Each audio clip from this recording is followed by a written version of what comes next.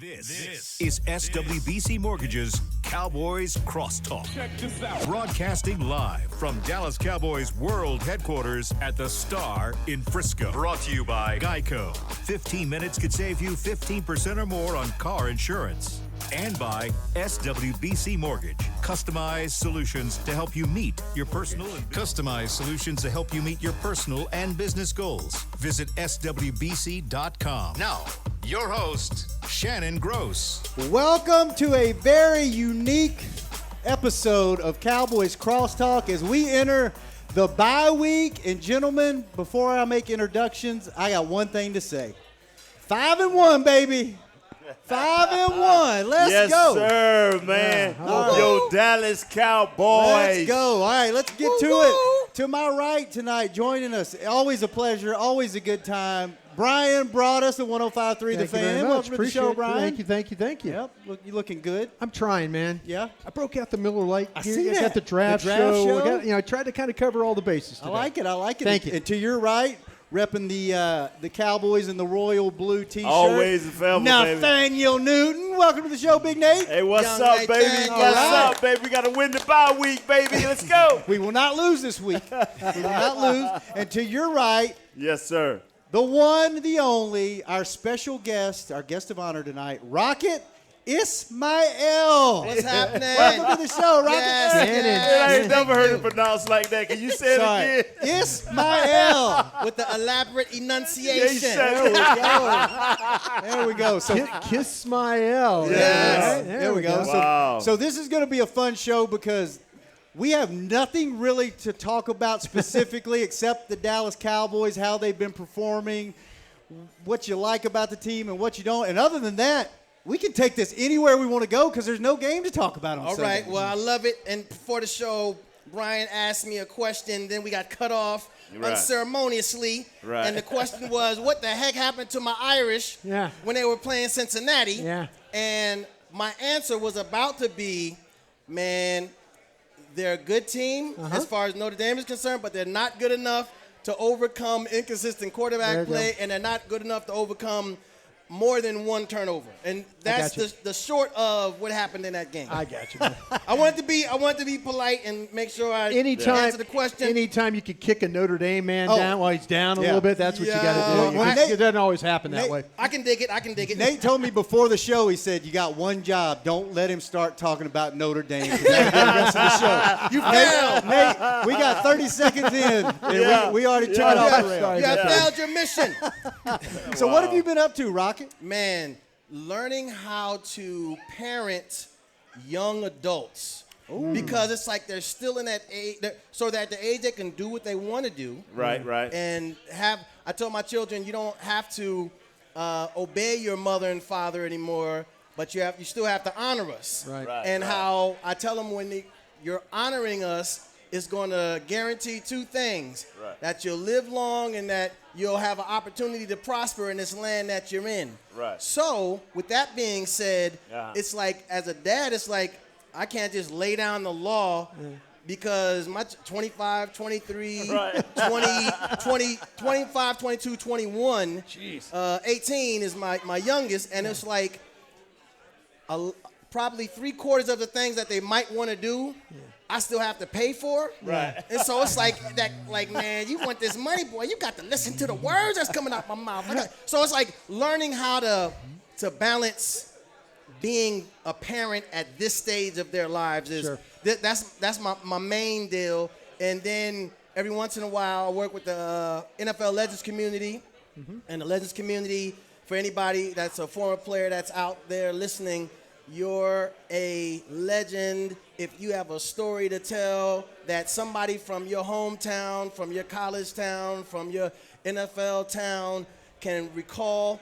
You're a legend. You play for any of the 32 teams now it is in That's the us. league. Yeah. Any of the 32 teams, and you can get information and download an app at nfl.players.com. Right. And that's the other part of my time. And then when I get more downtime, I go to Notre Dame games. Yeah. All right, well, we got Notre Dame in there twice in the first 3 Boom. minutes. So there we go. Mission Cheer accomplished. time. Cheer, cheer. Brought us. Yeah. All right, since it's the bye week, Yeah. We're 5-1. Amazing, huh? I say we. The No, Cowboys you're are we. 5-1. Go ahead and say we. You work here. We. You work here. We're 5-1, and it feels a lot like 2016 a little bit. Heck of a run, huh? You got some young players. You got some energy. They're having fun. Yeah. What surprises you most about this team so far this year? You know, I think that they're very well coached. And I'll say this in a way that I think, and Nate might agree with me, and maybe Rocket will as well, there's things that happen to this team early with suspensions, injuries, things like that they're having to adjust through. If you would have told me 5 weeks ago this team would be on a 5-game winning streak with Terrence Steele playing at right tackle, you know, I think taking Lyle Collins out is a huge deal.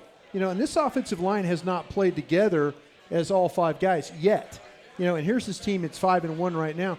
I think the coaching staff's doing a great job of, you know, Terrence Steele, Tank Lawrence not in the game. I mean, taking players that they got, whether it was through free agency in the offseason or drafting, and then plugging them in. We always hear coach talk about, you know, it's coach speak a little bit like, oh, we're putting our players in positions to make plays.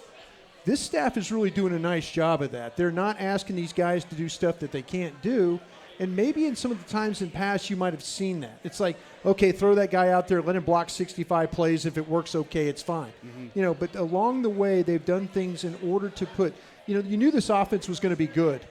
The defense was the biggest question marks. Right. What was going to happen in the secondary? What was going to happen to defensive tackle? How good were they going to be at linebacker?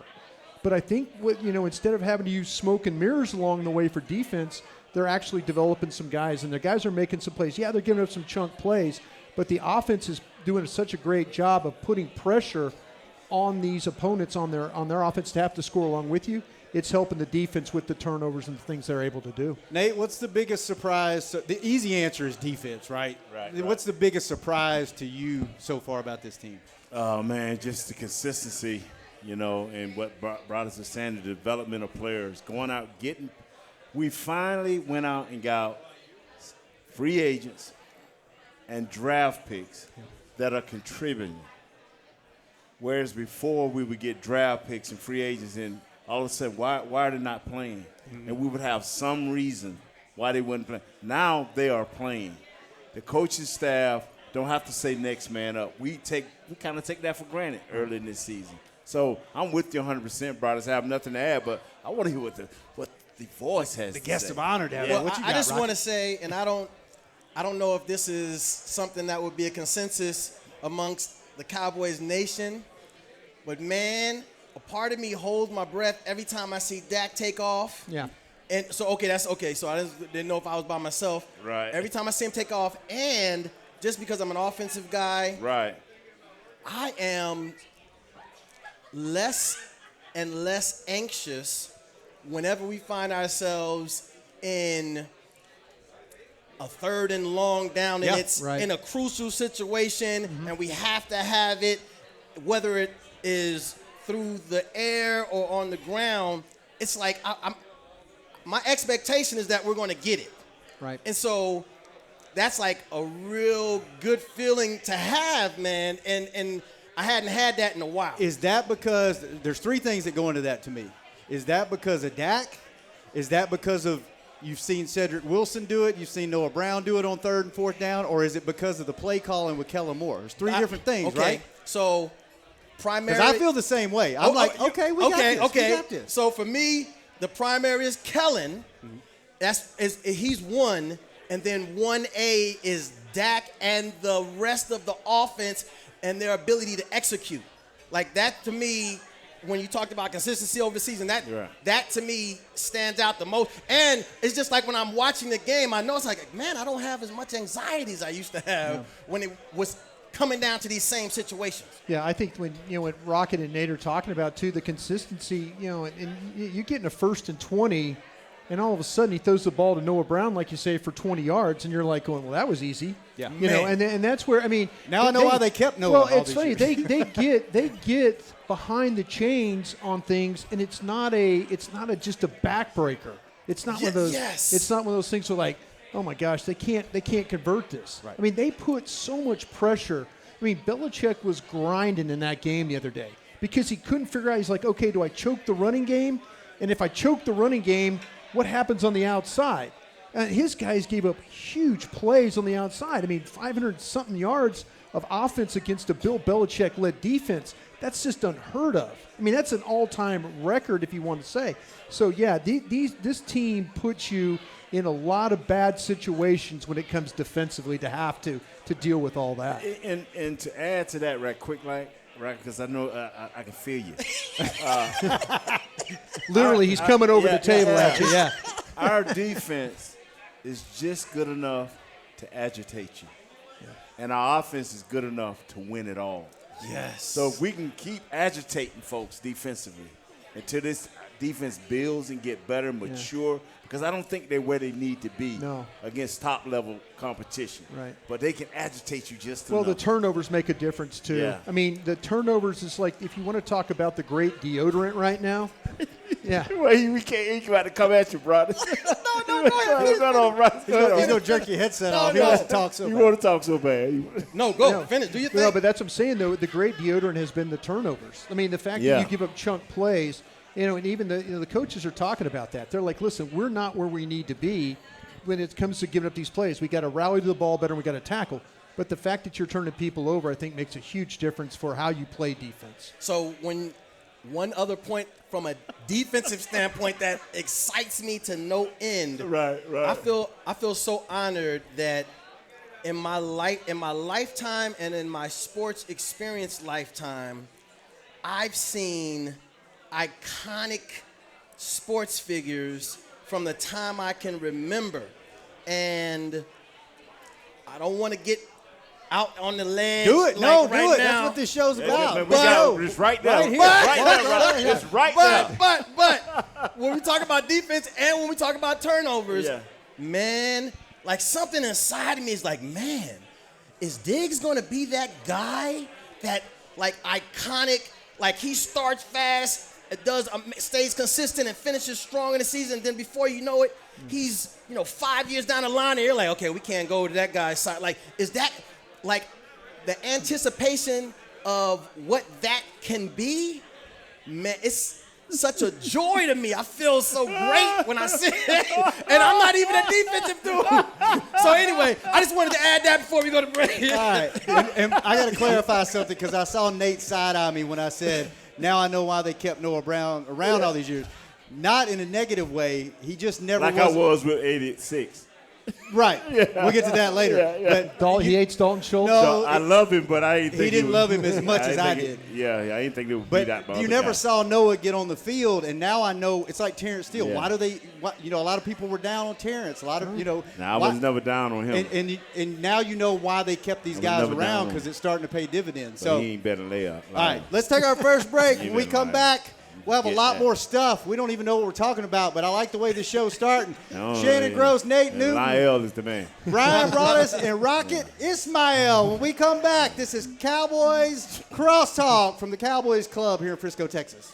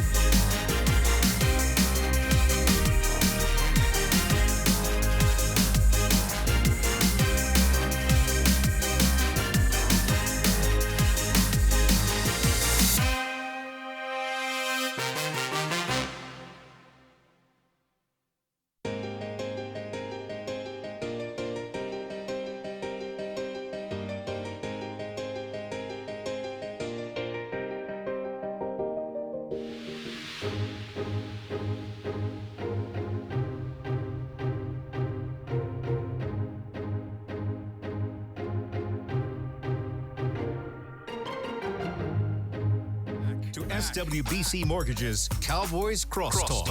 Check this out. Broadcasting live from the Cowboys Club at the Star in Frisco.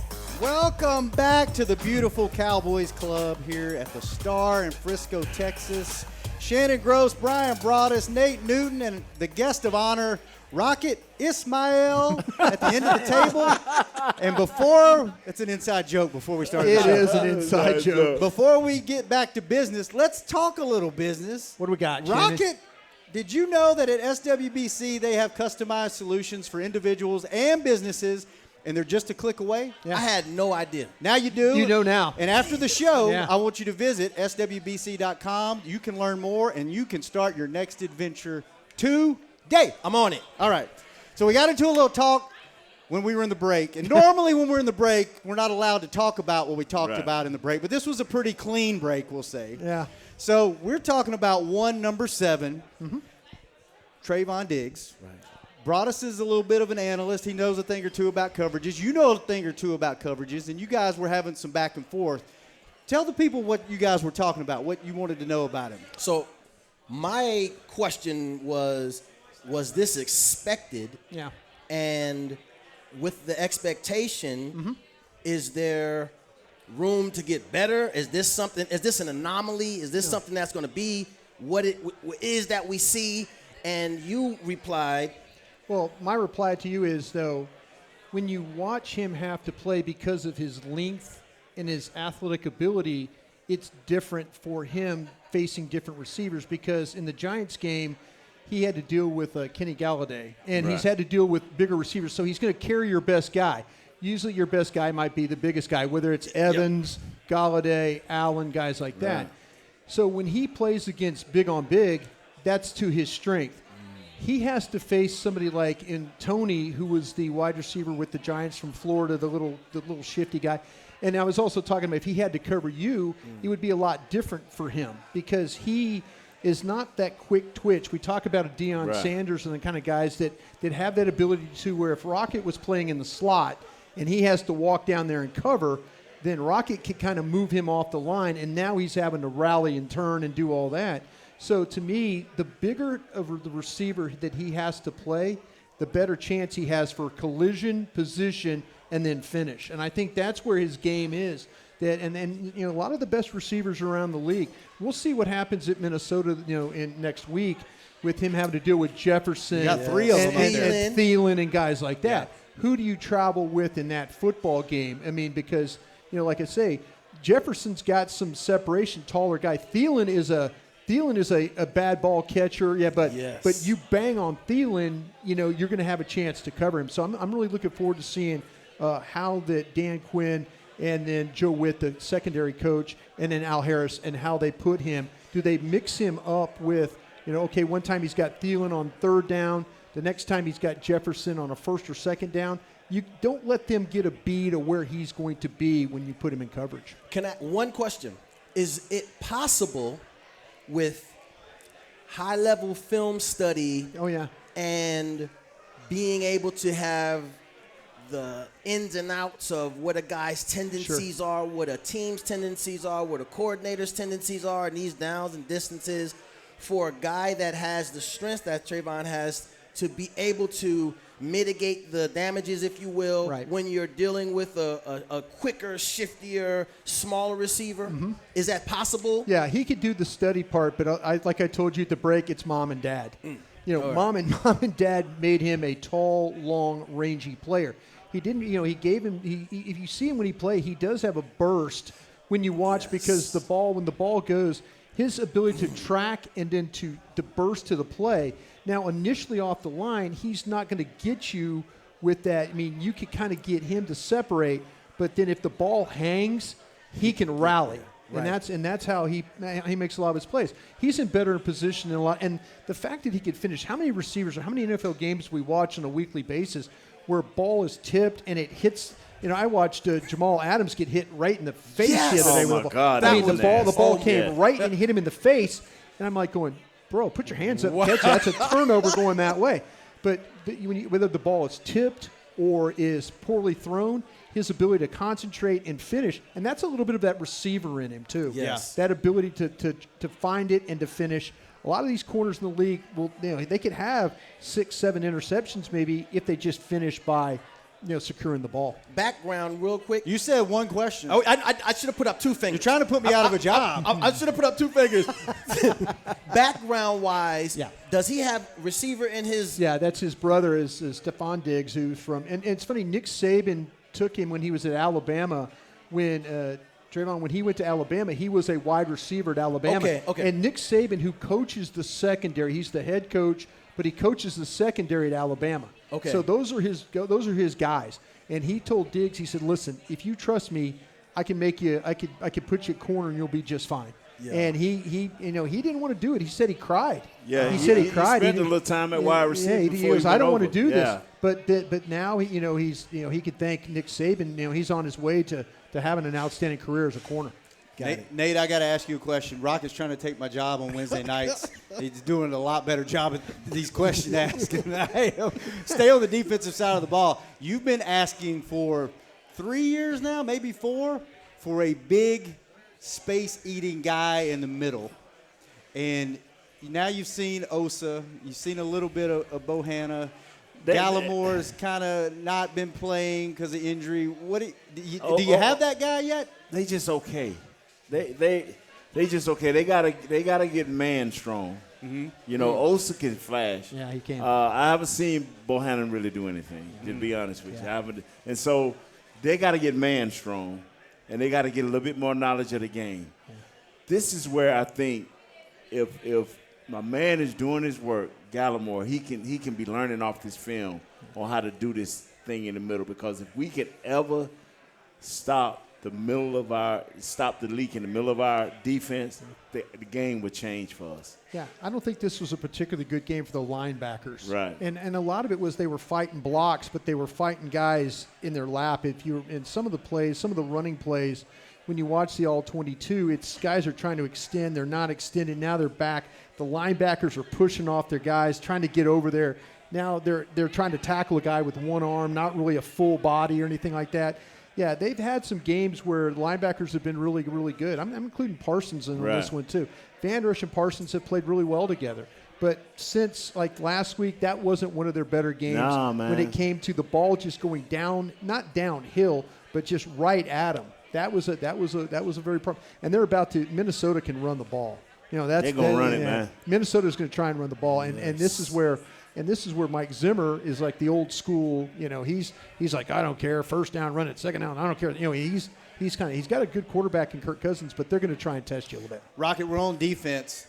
Who on defense gave you fits? What DBs did, whenever you looked at the schedule, were you like, man, that's going to be a tough matchup for me? Dion, and it depends when I was in my receiver development. Like, as a receiver coming out of college, I came out of a system where my hand was on the ground and I was in a three-point stance. Yeah. It's funny to watch his tape in 1989 and stuff. I am horrified when I look at myself in college from a receiver position. Yeah. I was a tailback in high school, and then it became, all right, just let's figure out a way to get the ball to him once I got into college. So my receiver skills were so bootleg. Then I ended up going in Canada, I ended up being, I had decent numbers, but it was still like the same philosophy, just what is available to get the ball in his hands. Then when I go to the Raiders, it was like certain teams have a certain spirit or characteristic about it. Right. So the Raiders were built not only for speed, but they were built where it was a veteran team. Yeah. So there were guys that already knew what they were doing. I needed to be ideally in a team like, say, the San Francisco 49ers, who were very detail-oriented in what their receivers did. I say all that to say I wasn't a full potential receiver until my 7th year in the NFL when I'm in Carolina and we get the offensive coordinator, Gil Haskell, from Green he was Bay. a receivers coach. Yeah. He was in Green Bay. Then he became our offensive coordinator. Yeah. We're in, I think it was mini camp at one time, and somebody was running a route, and he said, that's it. And he said, like, 6 and 2. And I was like, well, wait, hey, man, what is this language you're speaking? And he was like, oh, 6 steps in his stem, 2 steps to get out. Yeah. And I was like, wait, what? I didn't know. Literally, I'm in the NFL all this time. I did not know that outside of a slant, a 3-step slant, or maybe a 1-step arrow route slant, I didn't know that you could count your steps on every route you run. And then he broke it down to me, and instantly I understood why, in my day, teams like Green Bay, teams like San Francisco always had a premier in the league receiver, not just the number 1 guy on their teams, but they always had a guy that was, you never heard of him, but he was always amazing, and his steps and his routes were precise. Now, I say that to say, you asked me about what DBs gave me issues. Nobody gave me issues once I understood that, and I was, if you will, declining in my growth hormone was starting to diminish. I could feel it. Yeah, I'm getting you the science. I'm giving you the science. And everything that was a problem before with any DB, it wasn't a problem anymore moving forward. It was like I don't care if you was Darryl Green, I don't care if it was Champ Bailey, I don't care if you was Deion Sanders, even though I just saw him in practice. Yeah. Saw him one time in the game when we played them. Nobody was giving me problems anymore. And then it became, okay, who's my quarterback? And then who's my offensive coordinator? So it was just, so one guy did initially, but then after I got the knowledge that I should have had back then, oh man, it was over. It's too bad they didn't have them things floating around. The guys that gave him trouble, the guys that could count along with him. When Raghib was running 1, 2, 3, 4. The guy 1, 2, 3, 4. Backwards. What'd you say, Nate? That's just too bad they didn't have them places for the hormones that they got now. Oh, yeah, exactly. Yeah. Oh, yeah. That would have helped a lot. Nebraska did that. Yeah. All right, let's take it. You know what? This has been such a great show. We're already halfway done. Can you believe that? We got so much more to talk about. Let's take our second break, and when we come back, we got a lot of stuff to get to with the great Rocket Ismail. When we come back, you're listening to Cowboys Crosstalk on the Dallas Cowboys Radio Network.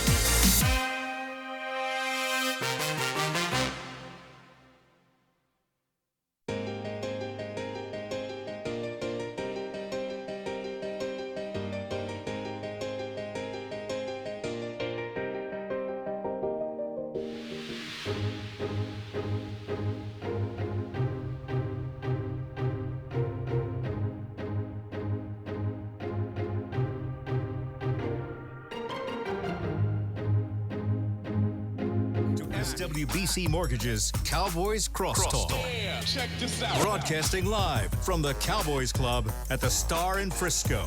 Welcome back to the show. Shannon Gross, Brian Broaddus, Nate Newton, and Rocket Ismail joining the show today. And Broaddus, before we get back to it, SWBC Mortgage. They're the best. You can join the more than 120,000 customers that they've helped to find their happier way home. Outstanding. After the show, don't do like Nate and get on your phone in the middle of the show to go look this up. I'm not going to do that. Just trying to make sure everybody have opportunity to listen, Shannon. But go look.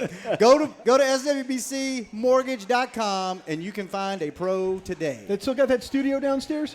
They do. I've done a lot of draft shows down there. You have. Love those folks. Thank you for what they do. Yeah, they provide quite the home during the month of April for you. Sure do. They sure do. All right, back to the show. What do we want to talk about here? Do we want to talk Did you write about anything down? during the show, before the show, or Before the show. no? I just printed some stuff out. I like it, though. I have so many different directions I can go with these things I wrote down. Let's talk about, we mentioned it earlier. Yeah. Rocket, you feel really good because of a number of things on offense, right? How do you guys feel about Dak Prescott? I feel like last week, but today's Wednesday, Sunday, against the Patriots, I saw something that I've been waiting to see with Dak. I've always had that nervousness, like, it's always I don't know if we can go win this game. I don't know if he can start on his own 20 or 30 and go down the field and win a game. I feel like going into this year, what he's done on offense, taking command of the offense, I started feeling better, but I saw something on Sunday where it's like, okay, maybe this is the moment where a mojo moment. But where he did what he had to do, ugly game, not his best game by any means, did what he had to do in the moment that he had to do it, and I almost felt like I just witnessed what I've been needing to see for him to be in that elite conversation. Now, Nate's going to say he's got to go win a championship to be elite in his book. But I can't because I played with people like that. Yeah. Right. But are we witnessing the Dak Prescott entering that top 5, top 3 quarterback conversation? Yeah, I understand why Nate does it. And I grew up in Dallas and season ticket holders for the Cowboys from 1972 till 1992 till I went to work in Green Bay. And my dad said, I'm not giving Jerry Jones money to beat you. So he got rid of the tickets. And it really didn't matter, Dad. We were 0-7 against Nate, and it just really didn't matter. Him and Eric Williams used to take Reggie White for rides every once in a while. But no, I love Reggie. And the thing about it is, though, with Dak, I think every year we see something different with Dak. And whether you want to have the elite conversations or where he ranks, and people say, oh, well, he's now in the top 3, or he's before the season he was 8th or whatever, and like that. I think there's always something with Dak that you know how hard he works, and you know how important it is to him, and you do see things. I mean, I remember things like the ball going down the field. The touch, the accuracy, balls behind, balls in front, balls too high. But how about just seeing the field? How about just kind of having an idea where everybody is, And we've seen that more this year with Dak. I think if you talk about the growth of Dak Prescott is, as a quarterback, you have to be able to, that play action game, you have to be able to take your eyes away from the defense and come back and find where everybody is. Mm-hmm. I think Dak Prescott has done that as well as anybody in the league, And, think about this, that offensive line. I mean, the running game has been good, which has helped. But, the right tackle situation, they haven't always been solid at center. I mean, the left guard had some problems last week. And it doesn't matter. Wait, we're going to take Michael Gallup out of this thing. Oh, hey, by the way, Amari Cooper's going to be banged up the whole game.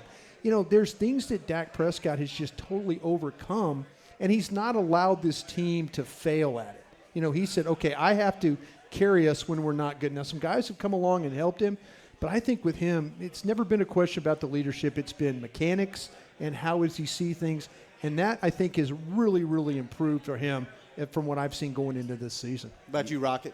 So for me, any questions about Dak's ability and or potential I was listening to an interview, and they were going over, hey, you got to this point in your career, and what made you feel like you could make it in this league, and what made you, and he was talking about, to whoever the guy was, he said that when he first got here, not being like a premier draft pick, but just kind of being a guy, maybe a little more than a guy.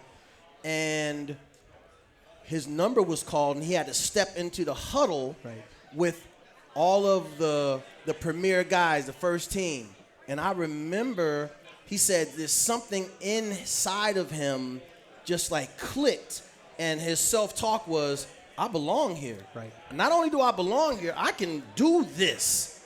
And understanding over the years that I've played sports, when people talk about mental toughness or leadership mentality, or when people talk about championship mentality, like that has to be the foundation. That has to, the premier foundation has to be, I belong here, I can do this, and then it's willing to put the work in, which he was. So for me, I feel supreme confidence anytime.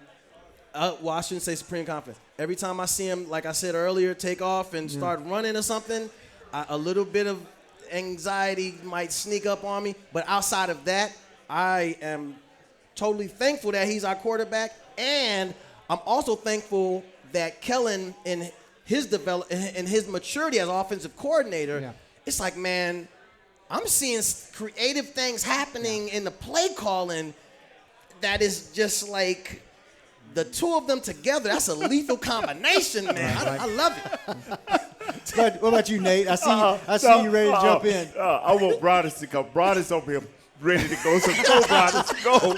No, I mean, I'll say this, though, and I think this is where Rocket's right about, because as a former scout, Mississippi State was number 1 in the country for several weeks with Dak Prescott at quarterback. And then scouts, after Dak left, scouts went into Mississippi State looking at their program and going, where are all these great players?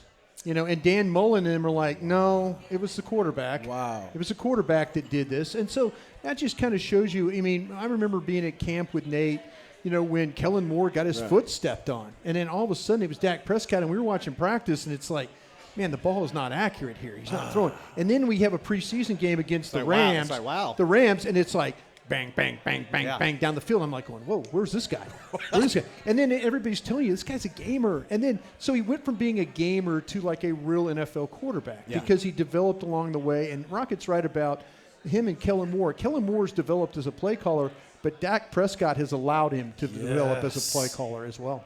This is one thing. I know one guy, other guys, but Gil Brandt. We all know guys. No, I'm talking about when it came to Dak being here. Yeah. Gil Brandt from day one and never backed off. That's Dallas quarterback. What? Gil Brandt said, Nate, we were sitting at the table downstairs. Yeah.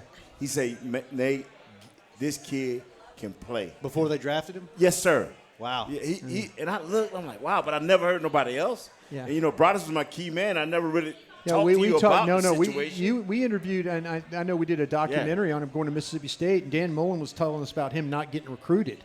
Like they had to convince, he threw the ball all over the place. But, it just shows you his ability. He built the Dak yard over by his house. Yep. He's throwing every day. He's rallying people, that's what he does. He's like, listen, I know I've got to keep working at this. And some guys just kind of say, okay, the ability is there. I'm just going to not worry about it.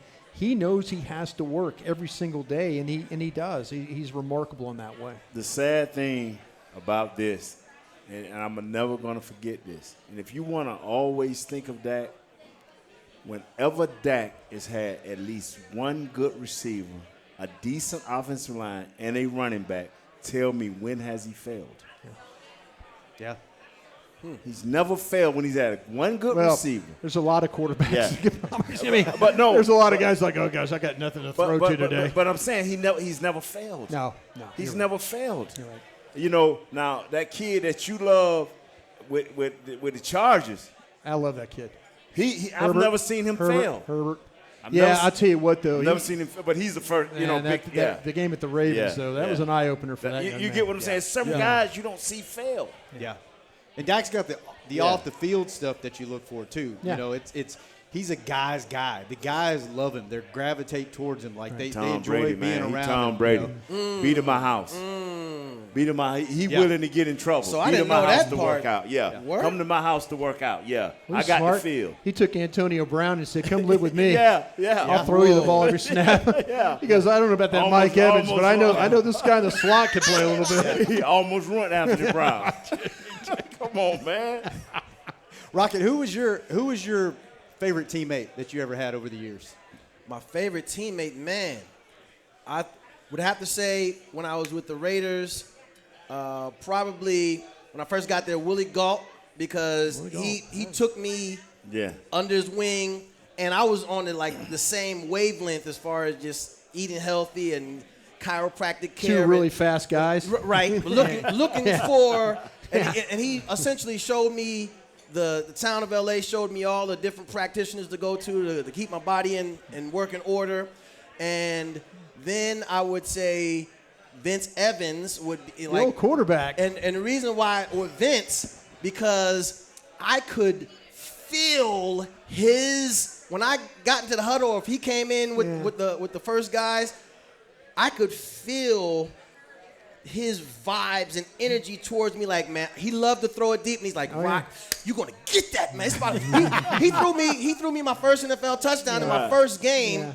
against the Kansas City Chiefs. Right. And so it was like, so that's the Raiders. And then when I got to Carolina, I had a bunch of former Notre Dame guys. Anthony Johnson was there, Pat Terrell was there, Rod Smith was there, and Kenan Tatum was there, and Steve Berline, primarily of all of them, was there. And Steve Berline was a part of helping to restore my confidence as an NFL receiver, and me being able to see, okay, what a real leader and what a real quarterback, and why teams keep veteran quarterbacks at the backup position and how important that actually is. And so that group of guys, and then by the time I got to Dallas, man, it was just like everybody, like when Mike was here, like he was my man. Then he went down, and I saw how important he was to the team. The Dallas Cowboys, as we knew it, when he was laying on the field, that was it. Man, let me tell you something. That was the end. I knew it too, and I was in scouting. I knew it. Let me tell you we were something. done. Oh man, hold that thought, because yeah. I want to know exactly what you want to say. Yeah. And we got to take our last break, pay a couple of bills. All right. When we come back, Got to pay Rocket. I know. So we will be right back. Hold that thought, Rocket. You're listening to the Dallas Cowboys Crosstalk on the Dallas Cowboys Radio Network.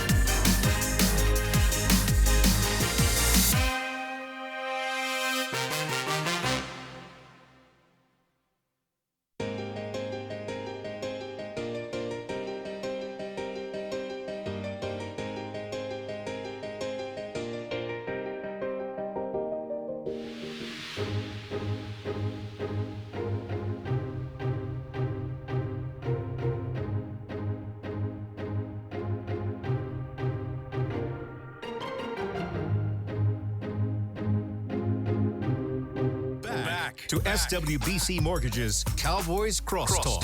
Check this out. Broadcasting live from the Cowboys Club at the Star in Frisco. Welcome back to the show. Shannon Gross, Brian Broaddus, Nate Newton, and Rocket Ismail joining the show tonight for the last and final segment. And Nate, SWBC PEO, helping to alleviate the HR administrative burden that comes with running a business. Leave the worrying to them, Nate. Visit, not right now. Please don't pick your phone up because I know we lose you when you pick your phone up. Visit swbcpeo.com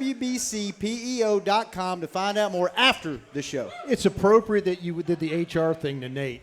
Is it? Yeah. He's an HR problem. Is it not there? Yeah. Wow, I just can't move with everybody else can type so fast. Yeah. I'll be like, I'll tell you what. He tries to send out a tweet, and it's a second segment before he gets it out before the show. I will say this. I get, the thing, the butt dial. Yeah. I get more butt dials from Nate Newton than anybody else in history. You ever hear any interesting conversations? I get or do you just hang up? I know when he calls, I'm like, Nate, and I don't hear anything, and I just immediately hang up. If he doesn't say anything in the first, but it's a funny. I'm sorry. I'm sorry, Broaddus. He'll call me. I'm sorry. I'm like, don't worry about it, Nate. Does he call you back when he realizes that he has. Just He apologize? has. Yeah, he has to I'd apologize. say it like this here, man. You have a question for this young man. I do. Why are you trying to do everybody's trying to take my Wednesday night gig away from me. First it's Rocket, now it's you. If he hasn't answered one question under 30 seconds, so we ain't got much time. Well, it's a race between him and I because we both. We only got 8 minutes, Rocket, so make it quick. No, I'm just kidding. Okay. You were talking about Michael Irvin and the impact that he had on you as a teammate, right? So, just to your point, Brian, when you were looking at it and you were like, oh, man, he went down. Yeah. This is not good. When I got here, in the NFL, there are a lot of alpha males, and I mean, but a lot of them are what I would call immature alpha males who don't have the ability to understand how to apply the strength and the potency of their spirit in the right way on a team so that the team could reach their maximum potential. Man, Mike was masterful at that. I remember how when we were in Washington, and it was the first game of the season, and we're in the huddle, man, and we were down 21. It was bad. Was it like 21? Yeah, it was bad. Something crazy. 21 points going into the fourth quarter. It was I think. bad. and I just remember Mike just started with Troy. He just started taking over in a good way, and I remember we'd be in the huddle. He'd be like, "Here comes the play is coming in." So while Troy's listening to the play. Before Troy told everybody to play, Mike would be like, Roy, look, I'm going to give him an instep. He's playing on my inside. I'm going to give him a little at the 7th step, and I'm going to come back on it with a skinny route post. Yeah. And it was just like, and literally Troy would be like, all right, Mike. And then, but then the play would work. He would throw it exactly like he said. Yeah. He would show love. Oh, God. He would, and that's the Incredible. thing. He knew how to reprimand some guys, and then he knew some guys that they didn't need to be reprimanded. They needed mercy to be shown to them. They needed love to be shown. And it was like, when I looked at it, I was like, Michael Irvin is the Dallas Cowboys. This is how they got to be where they, and all the other pieces, it was like he was the main cog. And so I agree with you. When he went down, man, that was it. We were 3-0, and when he was laying on the field, we became an 8-8 team. Man, that was it. Is that something Mike was born with, or did he practice it? Did he study on how to be a leader? He was born with it, and he went to practice it. I'm serious. He was born with his dad's a preacher. He was a Baptist preacher. Yeah. So he had the spirit. I didn't know he that. had the spirit. That's where that power came from. He saw his father. Yeah. He saw his father during the week work on roofs, tarring roofs and stuff. And then on Sunday mornings or late Saturday, going into Sunday morning, he would get up and drive to Georgia and preach and come back down to Miami. So he was tough. Yeah, Mike Irvin. Yeah, so, he had it in him, man. His dad anointed him. My dad told me you anointed to take care of your 85 brothers and sisters. So that's why he get that fear of being poor, Yeah, So, absolutely. But, man, I used to try to tell people Troy was our man. He was our guy. He was our leader.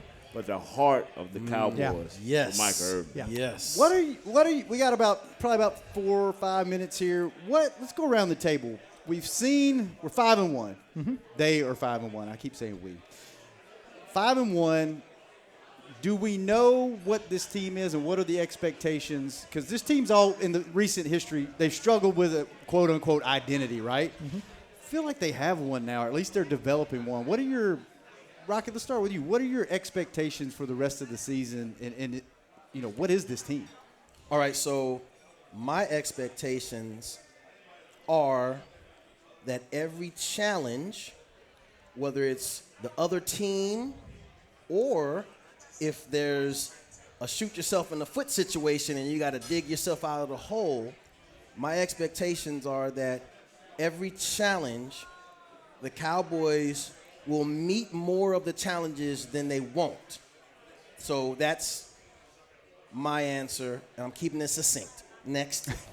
Go ahead on, Riders. Yeah, I tell you what, this team has proven that they have the personnel, they have the coaching staff. You know, when you start to talk, they went toe-to-toe with the defending Super Bowl champs. You're going to have to look at the Packers. You're going to have to look at the Buccaneers. You're going to probably have to look at the Cardinals. You're going to have to look at the Rams. I mean, you're going to have to beat probably two of those teams. This team is capable of doing that. I mean, they're going to get better, I think, defensively. They're going to get some players back. But scheme-wise, they're really, really good. They're sound on that. Offensively, they're hard to stop. And I think when you talk about a well-coached team with the right personnel, you know, the attitude around the team, I think, is really, really good. The players play hard for each other. And if you keep doing that, though, they'll keep finding ways to win games. And at the end of the year, you know, ultimately you can get to where you need to be. I mean, I was part of a Super Bowl winning team in Green Bay, and it just seemed like from the middle of the season on, we were not going to get beat. And this team has that kind of demeanor and that kind of attitude about them. If our defense find out who they really are, I understand the turnovers. They're great. I wish they never stop. One day they may stop. If they find out who they are, and the middle of our defense can bond, if the middle of our defense ever bond, we will be unstoppable. I just believe that. That's strong words from Nate Newton because you don't normally talk like that. Yeah, if we can just bond, man, well, with defense. They're very much like the team that when Green Bay played against the Cowboys in the early 90s, the Super Bowl teams, they would just physically, they would beat you up. They would get a lead and then they would run the ball, or they would you just couldn't stop everything they were doing. Yeah. We had great players in Green Bay, not as great of players as there were in Dallas. And I think this team, Nate's right, defensively they continue to grow, figure things out, get some guys back healthy. You know, they've got a great shot. Last question before we get out of here. Start with you, Nate, on this one. Right. Who is your MVP of the Dallas Cowboys so far this season? Will McClay. I like what he's done. I like what he's done with with going out, getting free agents, and all of the guys that help draft these young guys. I really like that. I'm serious. Without that, along with Coach Quinn, they fit in there too. I would real quick Quinn, for me. It fits right in there. Yeah, I'm going to do something different like Nate. Dan Quinn. Yeah. He's come in and put something together. I thought he was going to have to do it with smoke and mirrors. But, man, they're playing well. They're giving up some plays, but overall making people turn over, you know, finding ways to get off the field. That's what you got to do. I'm going to have to say the combination of Kellen Moore and Dak Prescott, that combination to me would be who I would vote for. Why are y'all all looking at me? You want an answer? Exactly. Yeah. Well, we know you want that little guy that's on that you don't have the series. Stop. Anyway. Stop. You know what? I'm going to go with Dak Prescott because I think he's the one guy that, I mean, you can go a lot of different directions. He's the one guy. But you went to alternate. Joe Philbin deserves some credit too, the line yes, coach. Sir. Yeah. I think Dak puts it all together, and I feel like you now. I feel like he can do anything now. Man. So, Broadus, Nate, Rocket, Ismail was our special guest tonight. This was a fun show. Yeah. Rocket, you can come back anytime, and if I ever can't make it on Wednesday night, I'm calling you right out of the gate. Now that he know where we're at. Yeah. Now you know. All right, thank you guys. This has been Cowboys Crosstalk on the Dallas Cowboys Radio Network. This has been a production of DallasCowboys.com and the Dallas Cowboys Football Club. How about this, Cowboys? Yeah!